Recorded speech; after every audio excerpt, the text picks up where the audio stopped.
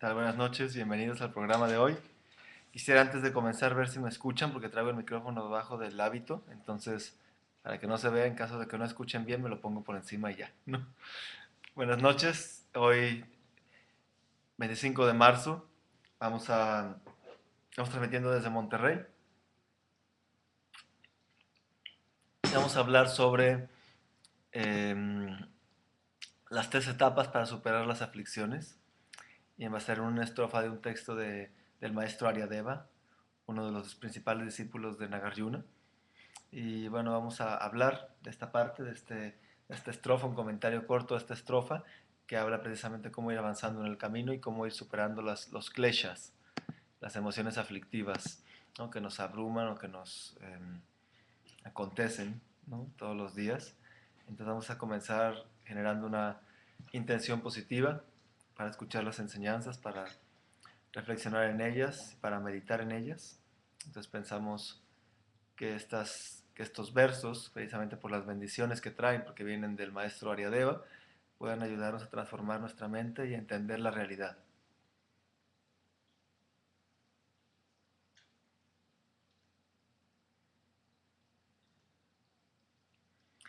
Bien, habiendo cada quien establecido nuestra motivación, vamos a empezar a hablar sobre esto porque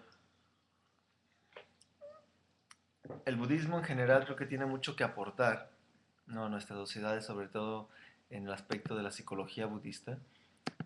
¿Sí? ¿Sí me escuchan bien? Pueden ver si se escucha fuerte y claro. Ok. Entonces, perfecto. Bueno, y bueno, desde luego, este gran maestro, Aryadeva, discípulo de Nagarjuna, Nagarjuna fue, a veces se le llama el segundo Buda, y es un epíteto, es un título, se le llama a veces el segundo Buda a muchos otros maestros, no nada más a Nagarjuna. Es una forma de decir que su aportación al Buda Dharma fue tan amplia, fue tan grande, que es como si el Buda apareciera de nuevo. Entonces por eso se le llama el segundo, el segundo Buda. Entonces, bueno, quiero saludar a todos los que se están conectando, desde luego desde aquí de México, a ver que se están conectando y también compañeros que se están conectando desde Bogotá, el centro Kagyu de Bogotá y muchos otros compañeros que están aquí. Muchas gracias por estar siempre con nosotros los fines de semana, los domingos, escuchando. Nos reunimos como una comunidad virtual, no estudiar el Dharma. Y aunque a veces eh, como tengo pereza y me gusta eh, centrarme en otras cosas, a veces digo, ay, viene el programa del domingo, ay, ¿de qué voy a hablar? Ay, tengo que reservar la hora del programa, ¿no? Entonces, eh, es importante generar entusiasmo, ¿no? Es una práctica para mí al menos de entusiasmo, ¿no? Todos los domingos conectarme, que por cierto, el siguiente domingo no va a haber programa, quiero avisar de una vez porque voy a estar en la India, entonces no sé si ya pueda yo transmitir y como Venerable Yamian se viene también a India, entonces no creo que haya alguien que pueda suplir el programa, pero si en caso de que sí vemos, pero si no, les aviso de una vez, ¿no? Que a lo mejor no hay programa el siguiente domingo de Budas Amigo, por esta ocasión que viajo a la India alrededor de 10 11 días, no más, como 12 días son. Entonces, bueno, vamos a entrar al texto, me voy a basar en un comentario cortito que hace su santidad el Dalai Lama. Es muy importante, ¿no? Que cuando escuchemos el Dharma hagamos un esfuerzo por pensar en el Dharma, reflexionar, y esa reflexión nos lleva a familiarizarnos con el Dharma, y esa familiarización hace que cambie nuestra mente. Si no, nada más se vuelve pues como información, una mera información intelectual, y que hoy hablábamos en la mañana de los votos del Bodhisattva, que precisamente uno de las transgresiones al voto del Bodhisattva sí consiste en eh, acumular conocimientos nada más para ti mismo, sin compartirlo con los demás. Entonces, bueno, eso es un aspecto interesante. No vamos a hablar de esto. Quien quiera hablar ver los votos del Bodhisattva, hay una explicación cortita aquí en el canal de YouTube de Budas Amigo, pueden bajarla de ahí. Y el gran maestro Gultan Sang decía lo siguiente, ¿no? Hacía referencia a la forma de incorporar las enseñanzas, como un practicante debe de ser. Dice, erudito por haber estudiado muchas enseñanzas y haberlas investigado a todo detalle. Venerable por haber aplicado el significado de lo que has aprendido, lo que ha aprendido a su flujo mental. Por un lado, erudito por haber estudiado muchas enseñanzas, ¿no? Y haber investigado la validez de esa enseñanza. Y luego venerable por haber aplicado el significado a su vida, a su mente, por haber integrado a su mente ese significado que estudió. Bondadoso por haber dedicado todo esto para el beneficio de las enseñanzas y de los seres. Entonces, esto es la, una de las formas de comprender nuestro entendimiento del Dharma, ¿sí? Aspirar a ser eruditos, si quieren verlo así, conociendo las enseñanzas, luego aspirar a ser una persona venerable. Venerable no nada más se refiere a los monjes y a las monjas. Una persona venerable en sí, el término venerable, de hecho no es un término tradicionalmente budista, se refiere a que venerable es alguien que intenta vivir con la enseñanza, ¿no? A veces dicen venerable en el caso del monje y de la monja porque no tanto el individuo, sino venerable lo que hace su conducta, el esfuerzo que está haciendo, ¿no? El camino que ha optado. Por eso se les llama así, pero todos podemos aspirar a ese, seamos monjes o no, aplicar el significado del Dharma a nuestro flujo mental.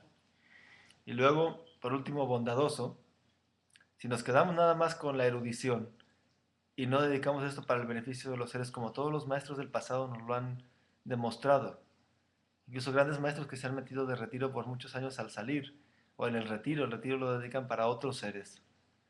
Entonces eso es lo curioso, ¿no? De la enseñanza, que pareciera que uno está recorriendo el camino para sí, o sea, uno está transformando su mente, pero la finalidad es, lo está haciendo para el beneficio de otros. Esa sería la motivación, digamos, adecuada. Entonces, eh, bondadoso por haber dedicado todo esto para el beneficio de todos los seres. Entonces, ¿qué más bondad podemos ver que otros maestros como Buda Shakyamuni? Como Buda Shakyamuni dedicó su vida, ¿no?, a buscar esto para los demás. E incluso cuando alcanzó la iluminación, dudó, ¿no? Enseñaré, no enseñaré, pero dicen las enseñanzas que se aparecieron Brahma e Indra, ¿sí? Era Brahma e Indra, ¿no? ¿Sí? Y le pidieron que enseñara. Entonces el Buda vio en los tanques de lotos y vio que había lotos que a pesar, unos se caían, del fango salían los lotos. Y unos de estos lotos pues no florecían y se apachurraban, caían hacia abajo, ¿no? Y otros sí florecían majestuosamente. Entonces dijo, a lo mejor hay algunos seres que sí van a poder entender mi enseñanza y florecer de esa forma, ¿no? Dijo el Buda, con aquellos con un poco de tierra en sus ojos, de polvo en sus ojos.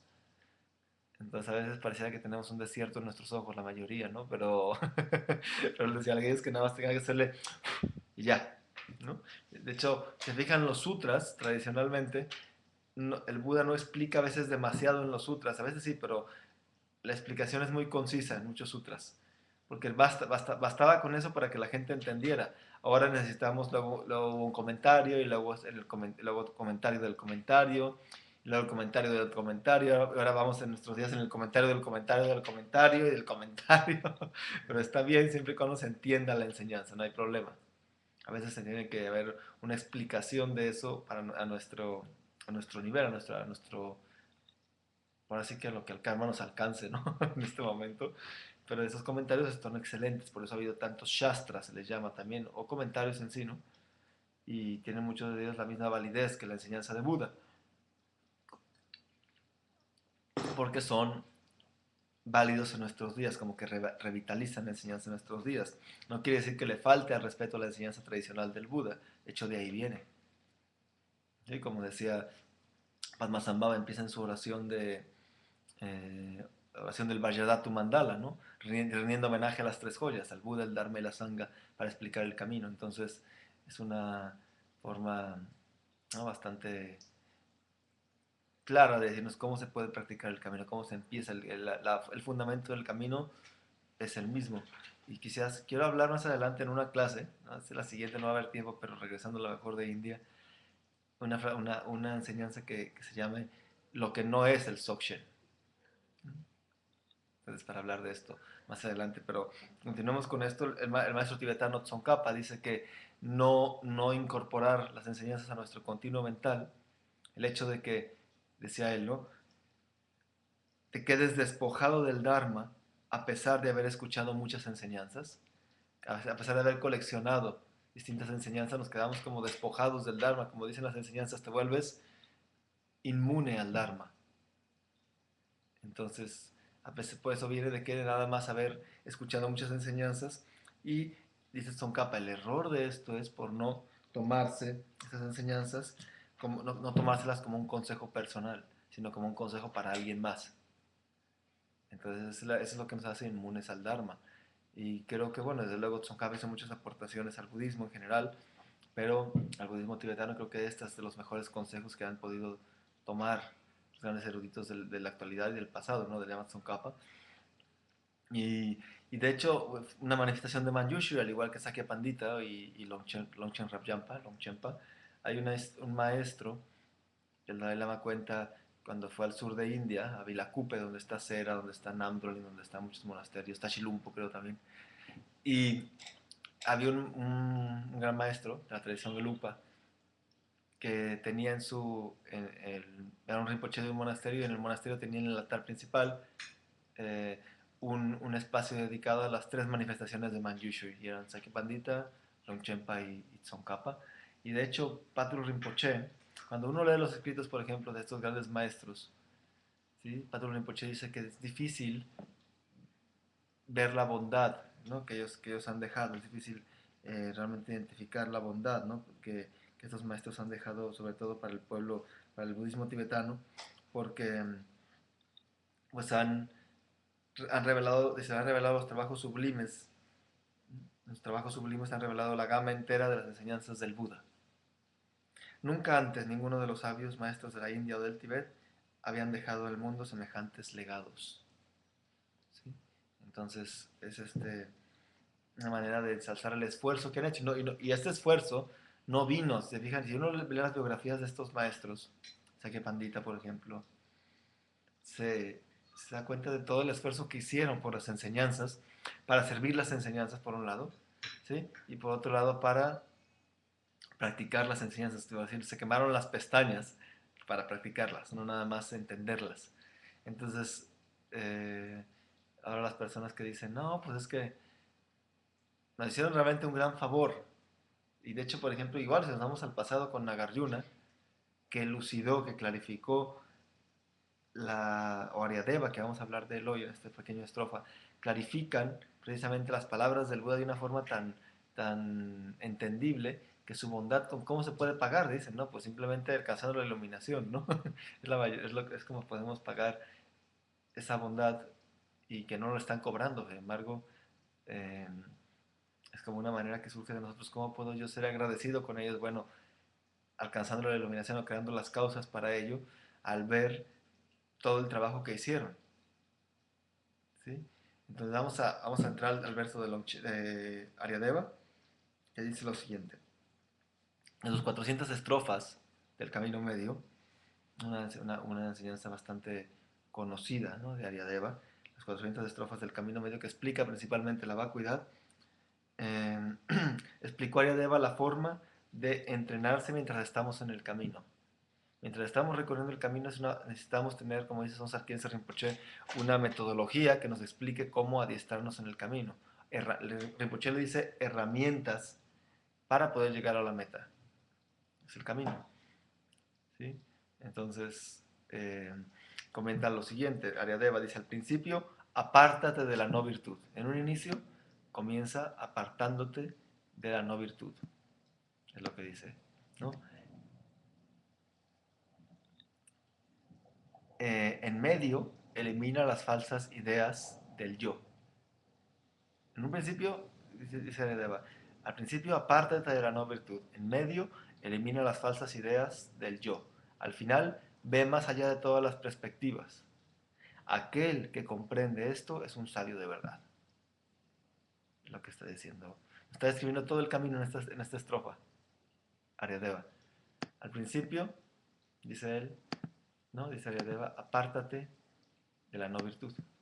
¿Sí? Es como lo describe. En un inicio, apártate de la no virtud. ¿No? Y dice, apartarse de la no virtud, ¿no? Nuestro objetivo principal como practicantes budistas es alcanzar lo que llamamos en tibetano Nyelek. Nyelek, que es el bienestar definitivo, se le traduce. Puede ser la liberación o la iluminación, pero ahorita les voy a contar algunas historias de Agadeva que son muy buenas. Algunas historias muy interesantes, sobre todo de un debate que hubo y luego cuando viajó a ese debate, cómo ofreció su ojo y cómo... Son historias interesantes de Agadeva que luego ayudan a entender o aspirarnos acerca de su vida. Entonces, alcanzar ese bienestar definitivo, Mielek en tibetano, es nuestro objetivo, pero ¿qué es lo que nos impide en este momento alcanzar ese bienestar definitivo? Los oscurecimientos mentales, los kleshas, las emociones aflictivas, ¿no? Y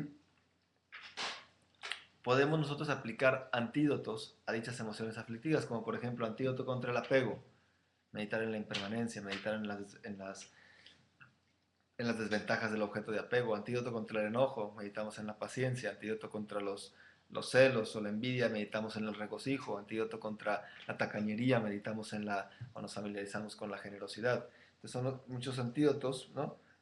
¿No? Y esas aflicciones, ¿no? Esos antídotos nos ayudan a ir cortando poco a poco las aflicciones, ¿no? Pero es necesario practicar, ¿no?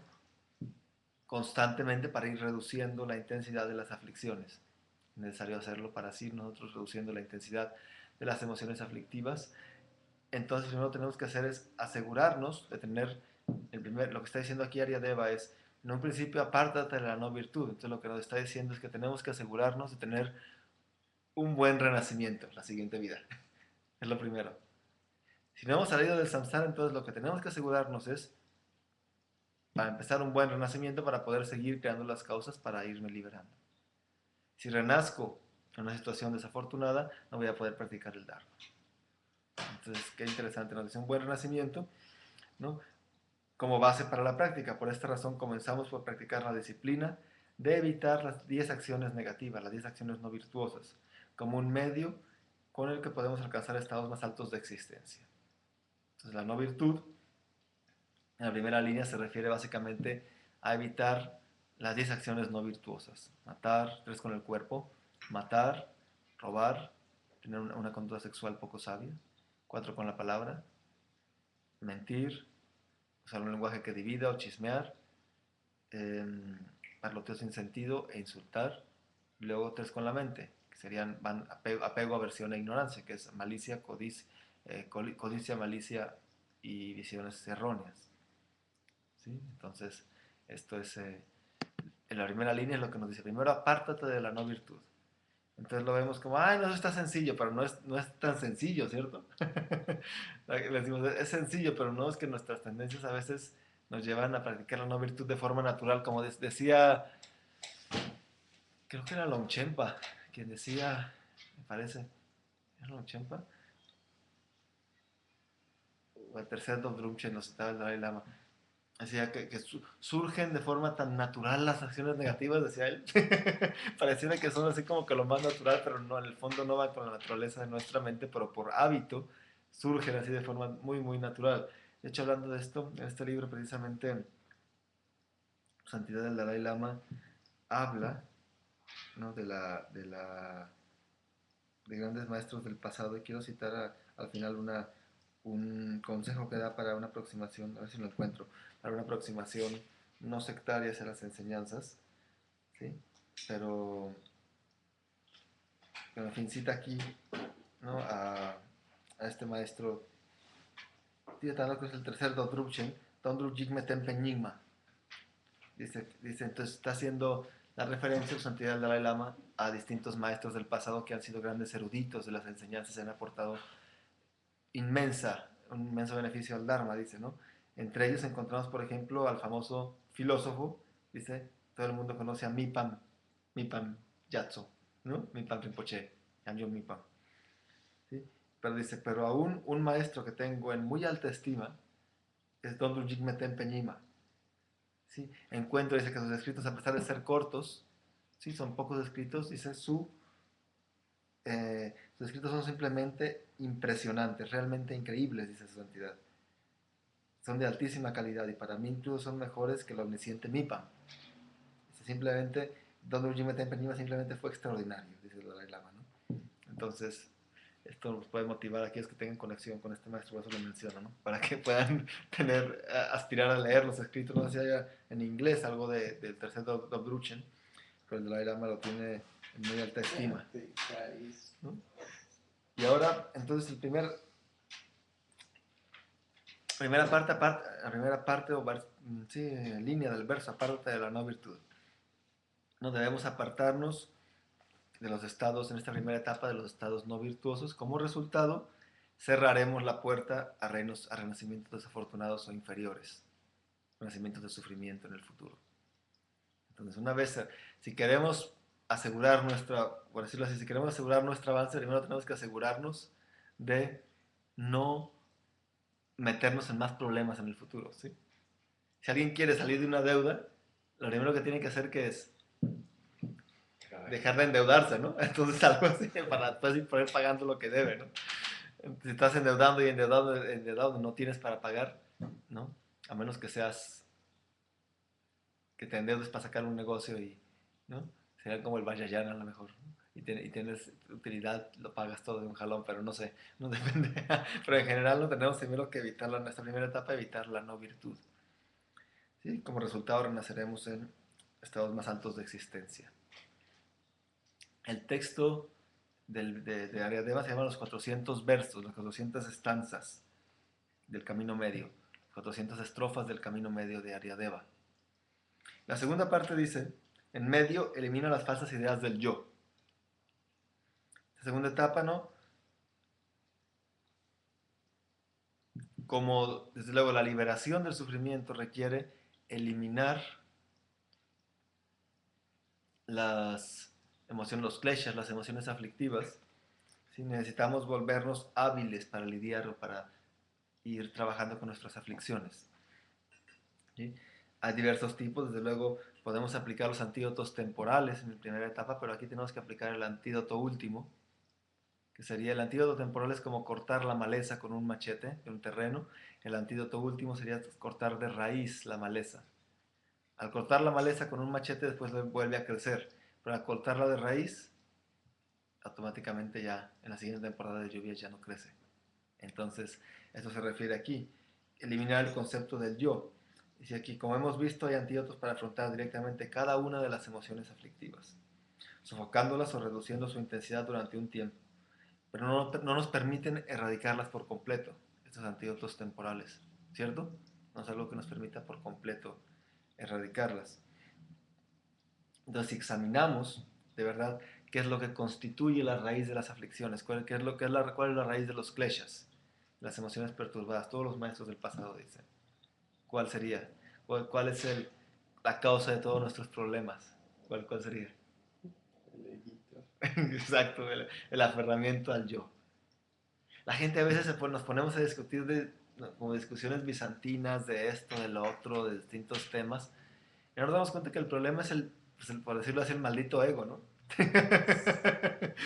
Como le llama en la Machopa, una práctica de la tradición Gelugpa, el Panchen Lama, el primer Panchen Lama, un gran maestro, ¿no? Incluso de Mahamudra, llama al Panchen Lama, dice, ¿no? Por favor, ayúdame a liberarme de esta enfermedad crónica del aferramiento al yo, dice el Panchen Lama, ¿no? ¿Sí? Ayúdame a reconocer que el problema verdadero de todos los problemas, o sea, el problema principal es el aferramiento al yo. ¿Sí? Esta enfermedad crónica lo describe el Panchen Lama, ¿no? Creo que es una muy buena descripción, ¿no? La enfermedad crónica del aferramiento al yo. Dice, así, dado que la raíz de nuestras aflicciones es nuestro aferramiento engañoso en la existencia verdadera, el texto dice, en medio elimina las falsas ideas del yo. En otras palabras, tenemos que eliminar el aferramiento al yo en esta parte. ¿Sí? Por medio de la meditación sobre la sabiduría que comprende el anatman, la ausencia de identidad del yo. Así como las cosas... Y aquí es que aquí, no crean que yo nada más se refiere a la persona, sí se refiere en cierto caso a la personalidad, digamos, al individuo, pero yo, de hecho la palabra atman es más bien como, se traduce como yo en tibetano también, pero es como esencia de las cosas, como si hubiera algo, una esencia en cada cosa, ¿no? Entonces, eliminar esa idea de que esta lámpara tiene esencia, esta computadora tiene una esencia, yo tengo una esencia. Entonces, esta idea que nos hace aferrarnos a una identidad concreta, en particular el yo, el egoísmo, lo que llamaríamos nosotros, ¿no? Entonces, trasciende el aferramiento al yo, es la segunda línea, el medio. Y por último, ya que hemos, fíjense cómo está el camino, estructurado de forma bastante práctica. Abandonamos las aflicciones, ¿sí? Como segundo paso, soltamos el aferramiento al yo. Como tercer paso, como dice Aryadeva, al final ve más allá de todas las perspectivas. Tercera línea, dice. Indica que debemos deshacernos no solo de las aflicciones, esta línea, no solo deshacernos de las aflicciones, sino de las tendencias latentes de las aflicciones también.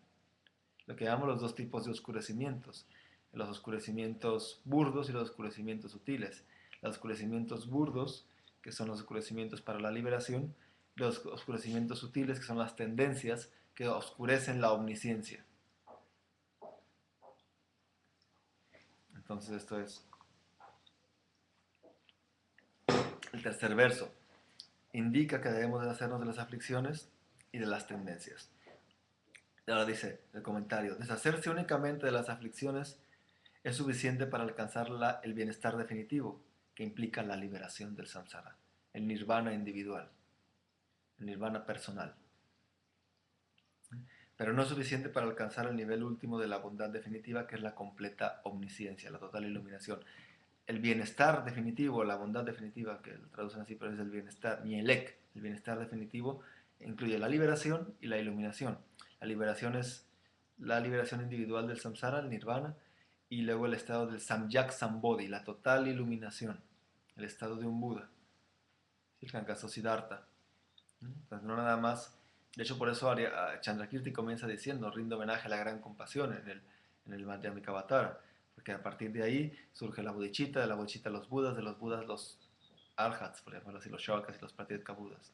Entonces, eh, aquí estamos hablando, ve más allá de todas las perspectivas, se refiere a que no nada más elimines las emociones, las aflicciones burdas, sino las tendencias que hay ahí latentes. Ahora, para alcanzar el estado de la budeidad necesitamos limpiar los oscurecimientos que obstruyen el conocimiento de todo lo que puede ser conocido. Por esto dice, ve más allá de todas las perspectivas. Esto significa que debemos cultivar la visión de la vacuidad y acompañarla con una gran acumulación de mérito. Porque si no va la acumulación de mérito ahí acompañada con la vacuidad, pues se vuelve como muy estéril las enseñanzas, como muy seco, como muy árido el entendimiento. O sea, no lo logras, porque no tienes el mérito suficiente para entender semejante noticia. ¿Sí? Ahora, eh, esto significa que debemos cultivar la visión de la vacuidad y acompañarla con una gran acumulación de mérito como antídoto a los oscurecimientos cognitivos. Significa que debemos eliminar todas las visiones distorsionadas, así como las tendencias habituales. Finalmente, Aryadeva afirma que si uno practica así, será sabio de verdad.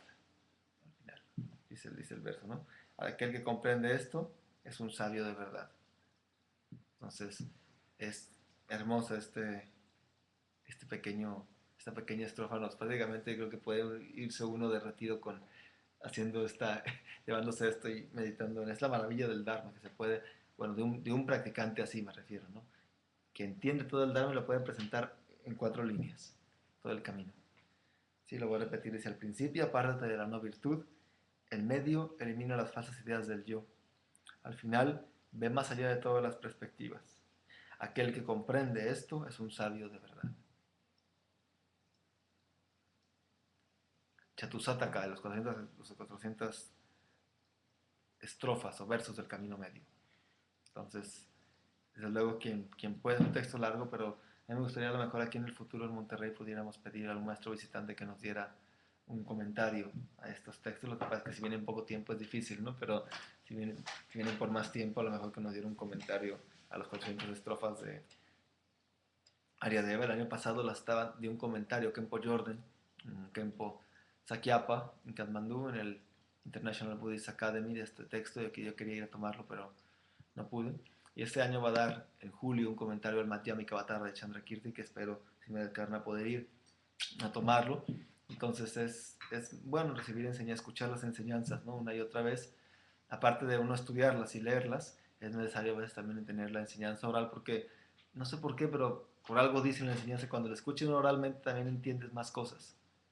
Y luego ese entendimiento oral lo puedes tú ir reforzando con tu estudio, ¿no? Y después, claro, con tu meditación. Es una práctica personal la meditación.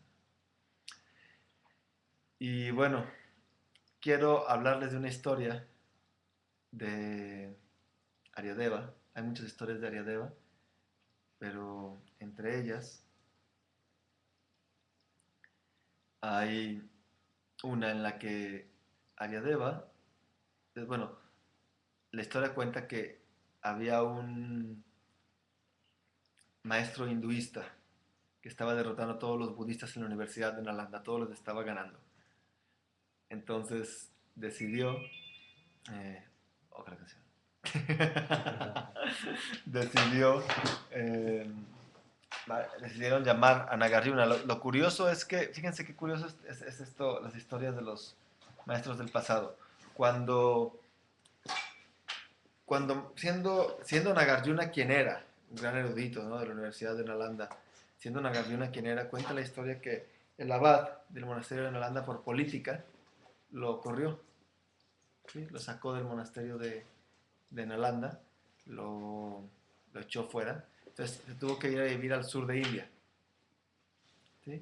Se fue a vivir al sur de India y ahí tenía unos de sus discípulos principales. Entonces cuando se empezaron a ganar los demás maestros, ¿no? El maestro este hinduista sobre todo, mandaron llamar ahora sí a Nagarjuna, ¿no? Por favor, ven a echarnos la mano porque nos están derrotando, nos están, por así comiéndonos el mandado, ¿no?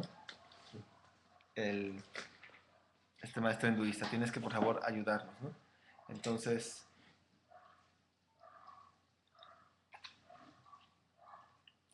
Nagarjuna dice, yo no puedo ir, pero mi, mi alumno Aryadeva puede ir, puede mandar a Aryadeva, entonces, bueno, agarra y manda a Aryadeva, y en el camino, Aryadeva, pues, siendo un practicante mahayana, tenía la aspiración de la bodhicitta, ¿no? Entonces, de pronto en el camino le pidió un mendigo, ¿me puedes regalar tu ojo? ¿Sí? Y Aryadeva, pues, con esa, pues, por la bodhicitta, pues, bueno, se quita el ojo y se lo da. Agarra, se lo quita y le da el ojo, ¿no? Entonces agarra el mendigo el ojo en una piedra y con otra piedra le aplasta el ojo. No lo usó, era un ciego me parece, se supone que se lo quería poner, ¿no? Entonces no lo usó, ni siquiera lo usó. Sí, nada más agarró y lo destruyó. Entonces ahí dicen que Aryadeva, que fue, él perdió, no perdió su bodichita, pero como que pensó, como que, ay, no, como que se arrepintió. ¿Sí? Cuenta esa historia. Y hay otra que cuentan que estaba él debatiendo como lo tuvo que adiestrar bien Nagarjuna para mandarlo a debatir con el maestro hinduista. Al final, dicen que Aryadeva se preguntaba, creo que mi maestro es hinduista, me ha estado engañando, no es budista. Nagarjuna también que Nagarjuna defendía la visión hinduista. Hasta que al final Aryadeva le ganó a Nagarjuna en el debate, ¿no? Y como le ganó, le ganó en el debate, entonces Aryadeva festejó como, ¡yes! Te fregué, algo así, ¿no? O una forma, no dijo así, pues, pero me refiero a algo así, bien, como que hizo burla de Nagarjuna. Entonces Nagarjuna dijo, esto no te va a traer buen resultado, porque era su maestro, ¿no? A pesar de que le había ganado, ¿no? No, tenía que mostrar respeto en sí a su maestro, ¿no? Porque lo estaba enseñando. Entonces le ganó, entonces Aryadeva surgió orgullo en él, ¿no? Y como que, ¿cómo se dice? Pues menospreció a Nagarjuna ahí durante el debate. Y entonces dicen que por eso pasó esto del ojo, por el resultado de haber menospreciado a Nagarjuna. Entonces, total, que llegó al monasterio de Nalanda a debatir. Y este debate pues duró muchos años, pero entre ellos, bueno, no muchos años, creo que unos meses, muchos meses duró.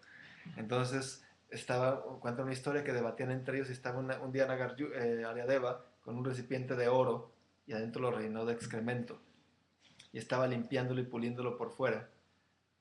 Y llegó el maestro hinduista y le dijo, hey, oye tonto, estás limpiando el recipiente de oro por fuera y por dentro lo tienes lleno de excremento.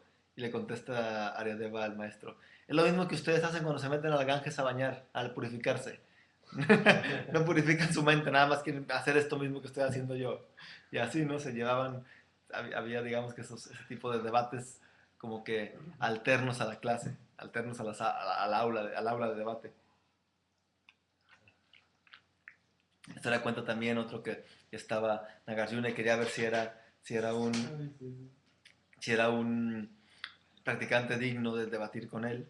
Entonces, de lejos dijo, a ver si es digno, a ver si me entiende. Entonces agarró el mala y le hice así, giró el mala de esta forma, el rosario, ¿no?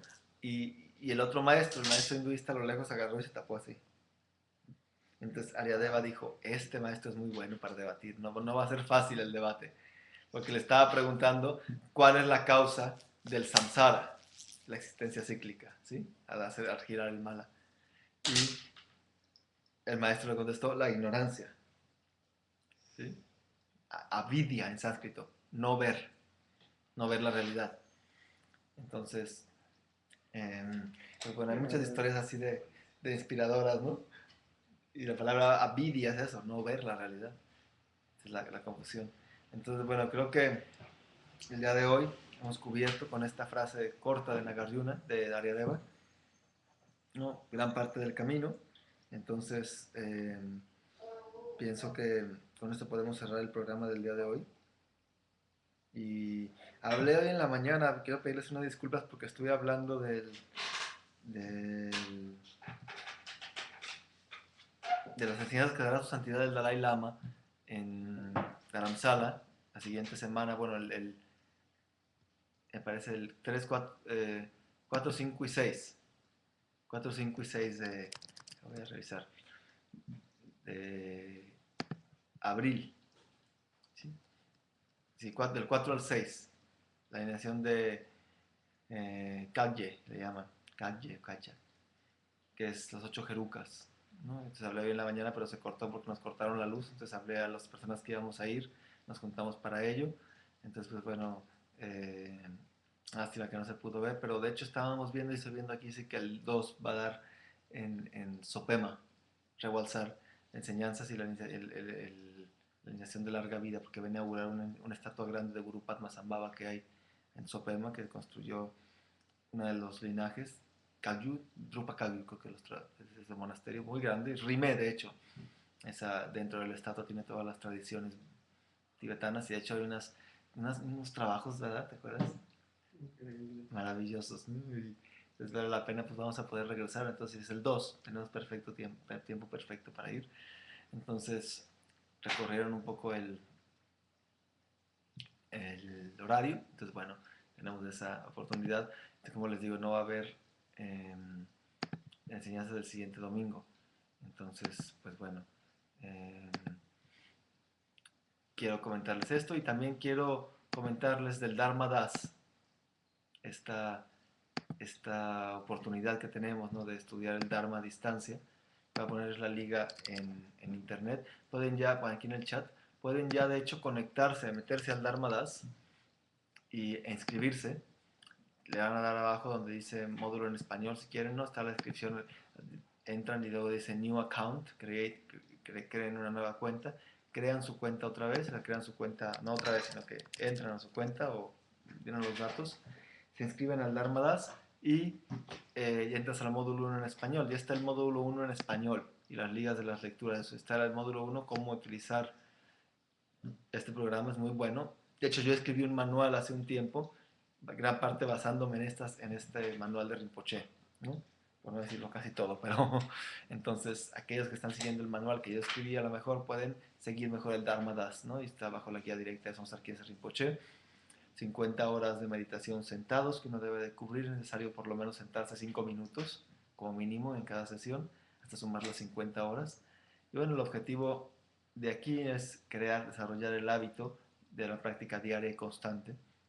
Es decir, cuando cumplamos las 50 horas, lo ideal es seguir con el ritmo. Y después también hay 10 horas de meditación analítica sobre la impermanencia. Y como dice Rinpoche, no nada más consiste en la muerte y el proceso del morir. En nuestro mundo moderno, por ejemplo, dice Rinpoche que mucha de la falta de autoestima proviene de que las personas creen que las cosas son permanentes, en particular nuestras propias deficiencias. o las dificultades, ¿no?, que tenemos. Entonces, sin importar lo que haga, no podré cambiar las circunstancias, pensamos, ¿no? De ahí viene la depresión o la baja autoestima. Entonces, meditar en la impermanencia es un antídoto excelente basado en los cuatro sellos, ¿no? El primero de ellos dice: todos los fenómenos compuestos son impermanentes.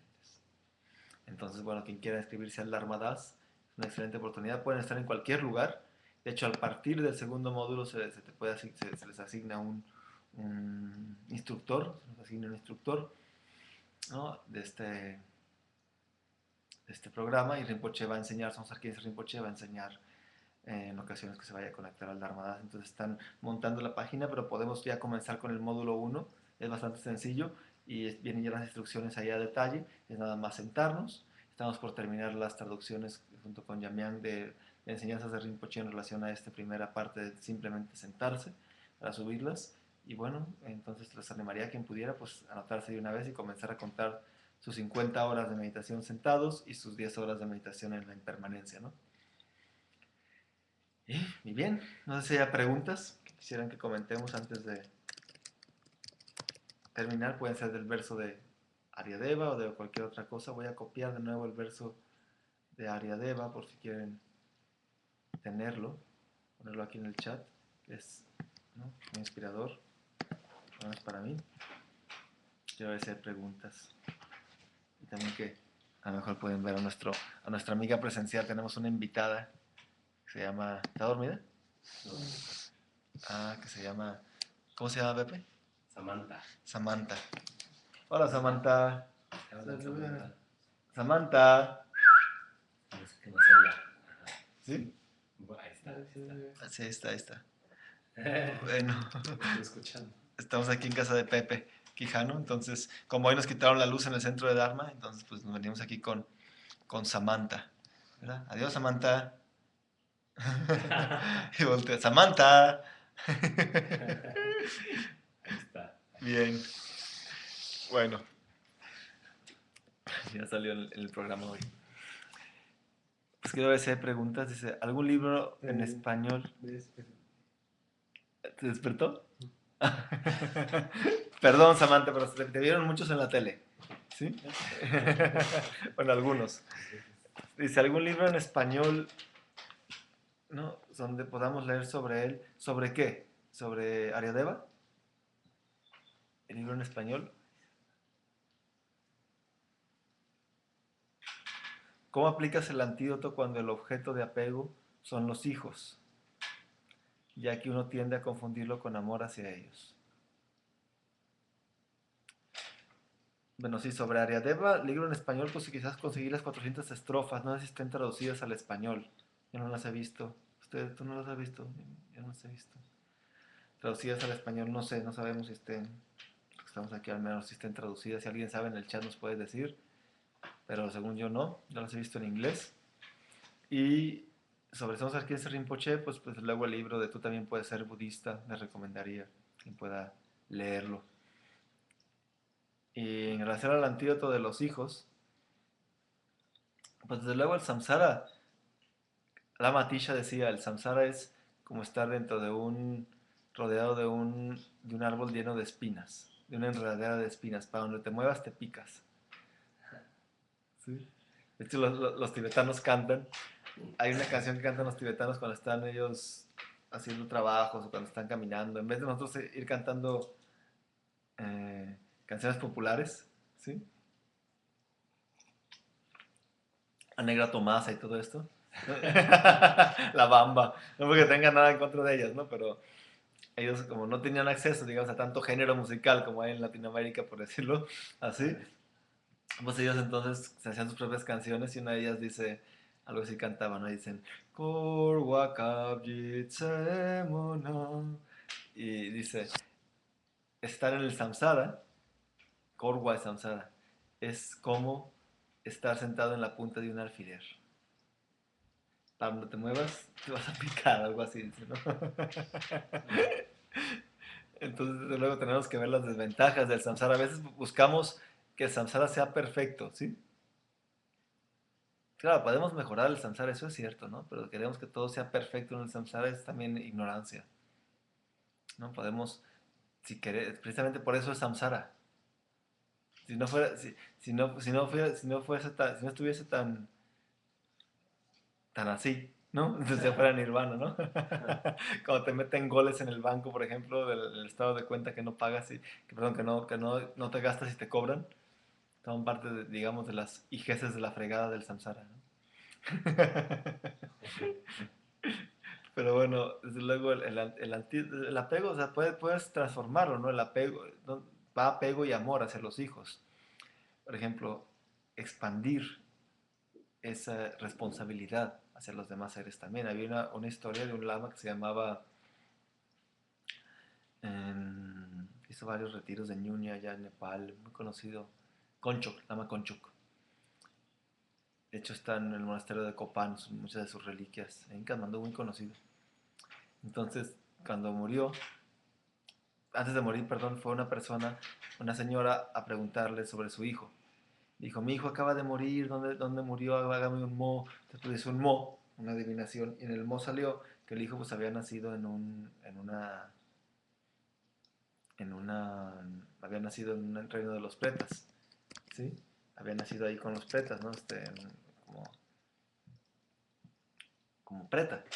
Entonces, la mamá se preocupó y dijo, "¡Ah! ¿Qué puedo hacer por él?" Le dice, ¿no? Y volteó el ama y le dijo, ¿cómo que por él? Por todos, dice, ¿no? Los otros que están ahí, no nada más tú que está ahí contra un montón de más seres ahí, ¿no? Entonces, eso se puede expandir, ¿no? A los demás seres, este amor filial, o como le llaman filial, maternal, ese amor maternal o paternal a los demás seres, ¿no? Y reducir el apego implica, por ejemplo, respetar a los demás, no querer controlar todo, ¿no? Dar cierto tipo de libertad, ¿no? Al objeto de apego, ¿no? No tener tantas expectativas. Eso no quiere decir que no lo queramos, ¿no? Entonces, bueno, Juan Luis le manda saludos a Samantha. Le mando saludos a Samantha. Bueno, estamos transmitiendo desde Monterrey hoy, el día de hoy. Bien, pues con esto vamos a cerrar el programa de hoy. No sé si quieren comentar algo ustedes o tu BP, ¿no? A lo mejor quieren comentar algo. No, ¿verdad? O despedirse. Para cerrar el programa. Entonces vamos a concluir el día de hoy y vamos a dedicar el mérito, ¿no? Pensando que la energía positiva de haber escuchado estas maravillosas enseñanzas de Aryadeva deje en nosotros una impresión virtuosa, una impresión positiva para poder recorrer el camino, para poder en un inicio abstenernos de la no virtud y luego abandonar cualquier aferramiento al yo y por último trascender esta parte que llamamos trascender en todas las perspectivas. Un sabio practica de esta forma.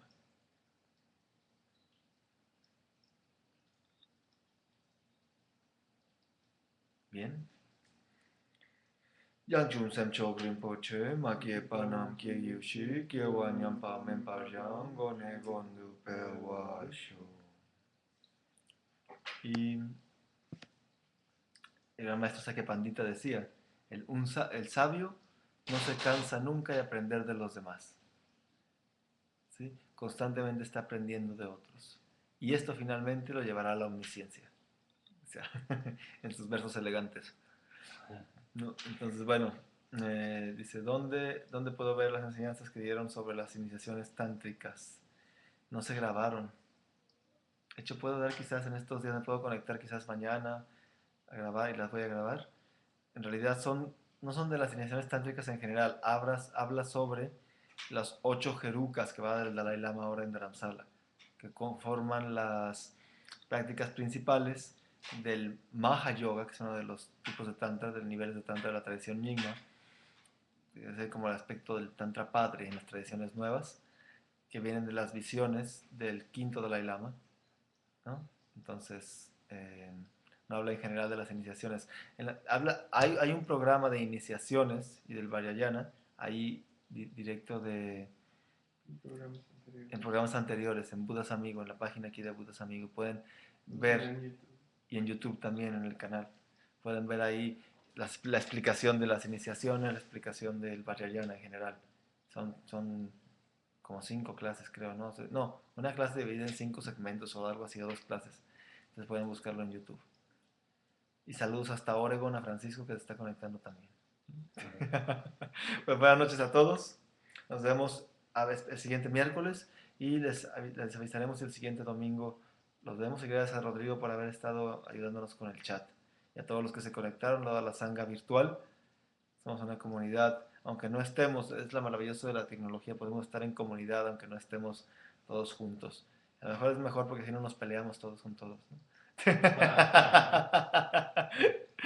Decía Patrón Rinpoche, dice, uno le vería defectos al mismo Buda si viviera con él, dice, ¿por qué? No, pues pensaría uno, ay hombre, ay sí que perfecto es, ¿no? Pues, ¿qué perfección tiene? ¿No? Dice el Patrón Rinpoche.